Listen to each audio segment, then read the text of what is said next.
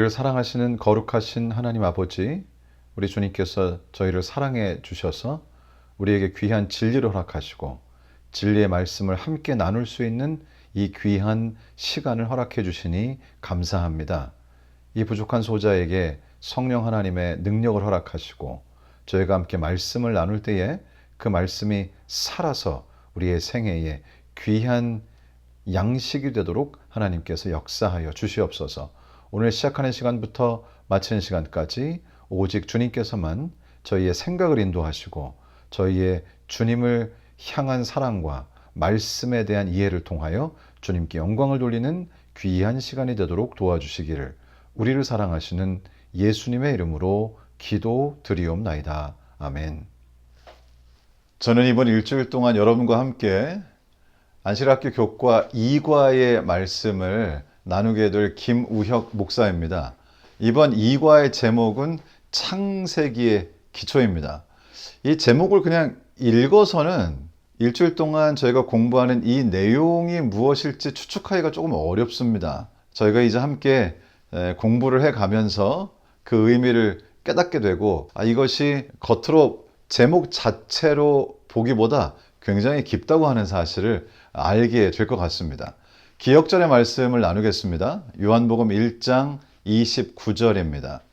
이튿날 요한이 예수께서 자기에게 나오심을 보고 이르되 보라, 세상 죄를 지고 가는 하나님의 어린 양이로다.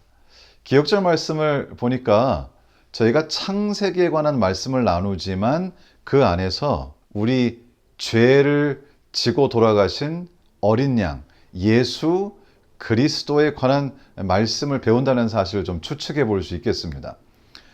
창세기는 사실 성경의 첫 책으로 많은 이야기들로 구성이 되어 있지만 단순히 이야기책이 아니라는 사실을 알 수 있습니다.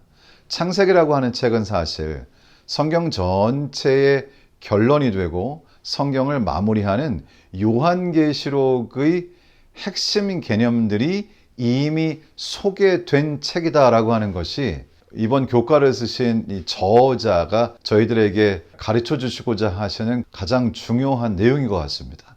창세기에서 요한계시록의 핵심이 되는 개념들이 이미 시작되었다라고 하는 것이 전체적인 내용을 한 문장으로 요약한 것이라고 볼 수 있겠습니다. 집을 지으려면 그 집을 지을 수 있는 설계도가 필요한데요.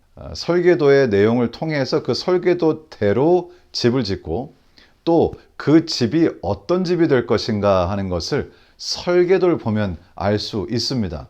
마찬가지로 성경 전체의 내용 혹은 특별히 성경이 마무리되는 요한계시록의 내용이 어떤 것일까라고 하는 그 개념들을 이해하기 위해서는 마치 성경의 설계도와 같은 창세기의 말씀을 이해하는 것이 필요하다 하는 것이 이번 교과에서 저희에게 가르쳐주고 저희를 인도하고자 하는 그런 방향인 것 같습니다. 창세기에는 성경 전체에 흐르는 개념들이 소개되어 있습니다. 일요일 날 소지에서 제목에도 나와 있는 것처럼 첫 번째 언급의 원칙이라는 그런 표현이 있는데요. 도대체 첫 번째 언급의 원칙이 뭘까요? 첫 번째 언급의 원칙이란 기본적인 개념이 먼저 언급되고 점점 그 개념을 확장한다. 그런 의미입니다. 성경이라고 하는 책은 새로운 얘기를 계속 덧붙이는 책이 아니라 같은 진리의 개념을 소개하고 그 진리가 개념적으로 점점 깊어지고 확장되는 것이 성경이라고 하는 것입니다. 저희가 사실 성경을 읽으면 새로운 이야기들이 추가되고 또 성경 각 책에 장르가 다르기 때문에 마치 조금은 서로 연관이 없는 것처럼 느낄 수도 있지만 성경 전체를 저희가 다 살펴보게 될 때에 성경은 처음에 어떤 개념을 소개하고 그 개념의 내용을 점점 확장해서 더 깊이 그 의미를 깨달을 수 있게 하는 책이 바로 성경책이라는 것입니다. 그러니까 요한계시록은 어쩌면 성경에서 계속 내려오던 흐르는 그 개념이 이제 완전히 마무리가 되고 그 내용들이 충실하게 담겨진 그런 책이라고 볼 수가 있습니다. 그래서 요한계시록을 저희가 이해하기 위해서는 창세기의 내용을 이해하는 것이 매우 중요하다는 사실을 지금 반복적으로 얘기하고 있죠. 이사야 40장 7절로 8절에 이렇게 기록합니다.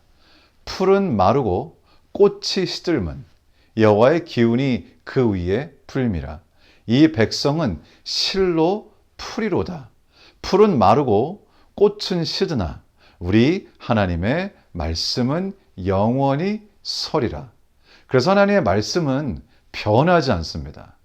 다른 내용이 추가되는 것처럼 보이지만 같은 하나님의 말씀의 진리의 개념이 변하지 않고 지속적으로 소개된다고 하는 것입니다. 사실 제가 살고 있는 이 로마린다, 그리고 제가 목회하고 있는 이 팜스프링스 근처의 지역들은 사실 지형적으로 본다면 사막 지역이라고 볼 수가 있는 것인데요. 때때로 제가 사막을 정말로 운전하면서 사막을 지날 때가 있습니다.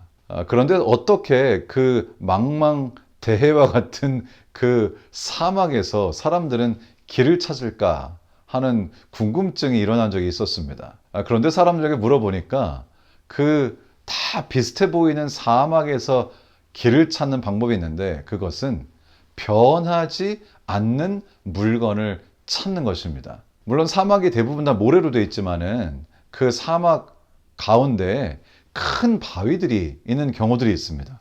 사막이나 혹은 우리가 광야라고 표현하는 그런 불모지처럼 보이는 땅, 도저히 길을 찾을 수 없는 것처럼 보이는 땅이지만 그곳에도 바람이나 어떤 것에도 영향을 받지 않고 움직이지 않는 큰 바위들이 있습니다.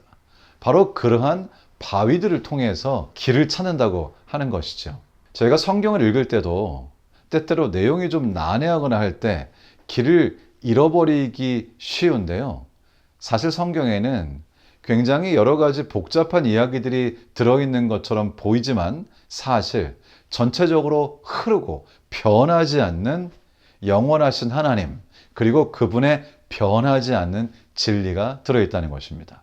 그래서 요한계시록처럼 많은 상징들이 있고 사실 이해하기가 힘든 것처럼 보이는 책도 변하지 않는 진리, 변하지 않는 하나님께서 우리에게 제시하신 말씀들을 통해서 그 복잡한 말씀도 이해할 수 있다는 것입니다. 그래서 특별히 이 말씀을 이해하기 위해서는 변하지 않는 진리가 처음 소개된 창세기가 매우 중요한 책이라는 사실을 저자가 반복해서 이야기하고 있습니다. 말라기서 3장 6절도 이런 말씀을 하고 있습니다. 나 여호와는 변하지 아니하나니 그러므로 야곱의 자손들아 너희가 소멸되지 아니하느니라. 히브리서 13장 8절입니다. 예수 그리스도는 어제나 오늘이나 영원토록 동일하시니라. 진리는 변하지 않고 영원히 섭니다. 진리는 변하는 것이 아니라 바뀌는 것이 아니라 다른 형태로 반복될 뿐입니다.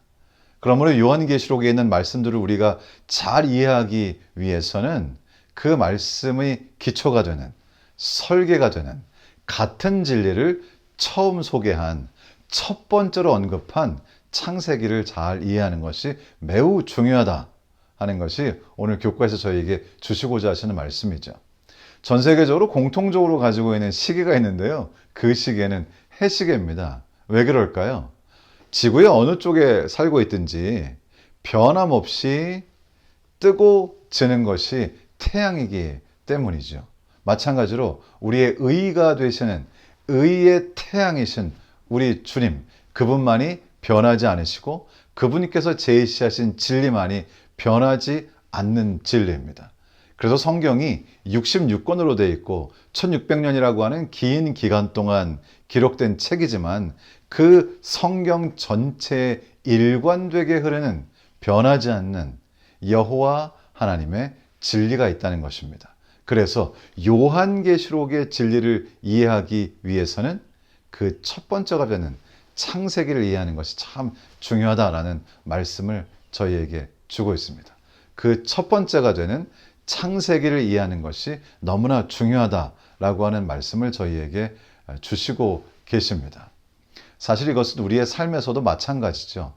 우리의 삶에 여러 같지 않은 도전들이 이르러 오고 저희가 매일을 살면서 때때로 예상하지 못했던 일들을 당하기도 하지만은 우리의 삶에, 여러분의 삶에 어떤 일이 있든지 결국 그것을 이겨내고 결국 우리의 삶에서 승리하는 비결은 진리는 같다는 것입니다. 다양한 삶을 경험하는 우리의 생애 가운데서 변함이 없으신 하나님, 영원토록 동일하신 하나님, 그분께서 주신 진리의 말씀을 통해서 여러분의 삶도 굳건하게 변함없이 흔들림 없이 주님의 축복을 매일 경험하시게 되기를 우리 주님 예수님의 이름으로 축원합니다.